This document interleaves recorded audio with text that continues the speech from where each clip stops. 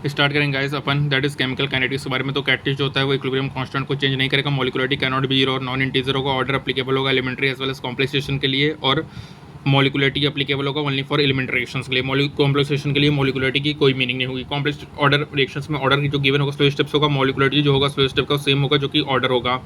Most probable kinetic energy of maximum fraction of molecule होगा। Collision theory based on kinetic theory of gas होगा। Proper orientation of reactant molecule due to bond formation होगा। Improper orientation क्या होगा, simply bounce back करेगा और कोई भी product form नहीं होगा। It is equal to N upon 2 के power N total time upon T half होगा। ड्रॉबैक क्या होगा, it consider molecule to be hard sphere होगा और इग्नोर करेगा उसके स्ट्रक्चरल एक्सपेक्ट्स को। R is equal to plus minus delta P upon delta T plus minus delta C upon delta T 1 upon R T into plus minus delta P upon delta T. R average minus D upon D T होगा। Rate of reaction always positive होगा। Negative sign represent करेगा decrease in concentration of reactant को। Unit क्या होगा, मोल per litre, time inverse होगा। केल are is equal to K A की power X B की पावर वाई होगा। X plus Y is equal to N होता है। K is equal to mole per litre 1 minus N into time inverse होगा। ATM 1 minus N into time inverse होगा। D X by D T K A की power 0 होगा। At is equal to A not minus K T होगा। X is equal to K T होगा। T 50% A not upon 2 K T 100% A not by K होगा। First order reaction D X by D T K A की power 1 होगा, या K is equal to 2.303 T log A not upon A T होगा। At is equal to A not E की power minus K T होगा।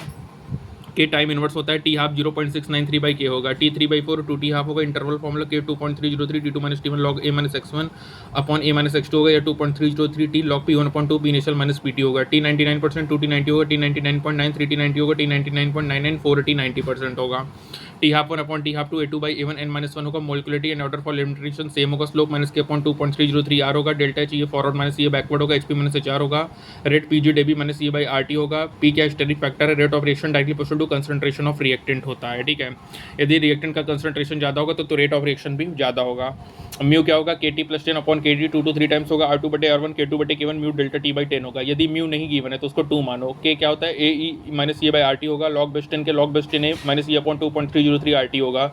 Pseudo first order hydrolysis of ethyl acetate and water, inversion of cane sugar होगा। log K2 by K1 E upon 2.303 और T2 minus T1 upon T1 into T2 d by dt ln के E upon RT square होगा। Differential form of Arrhenius equation होगा।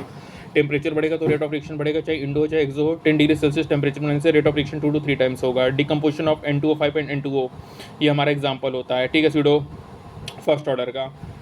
अब जो rate of reaction है वो concentration पर डिपेंड करेगा। जो कैटलिस्ट होता है वो गिव्स एनर्जी को चेंज नहीं करेगा। Order of reaction can be 0 1 2 3 even fraction होगा। कॉम्प्लेक्स रिएक्शन का एग्जांपल क्या, oxidation of ethane to CO2H2O, nitration of phenol it's ortho and para nitrophenol होगा। फर्स्ट ऑर्डर में हाइड्रोजन ऑफ इथेन होगा। दूसरा natural and artificial decay radioactive nuclide high stable.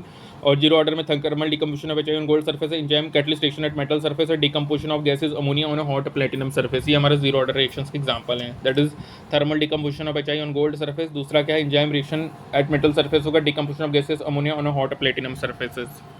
तो ये हमारा है, that is all about chemical kinetics. Thank you.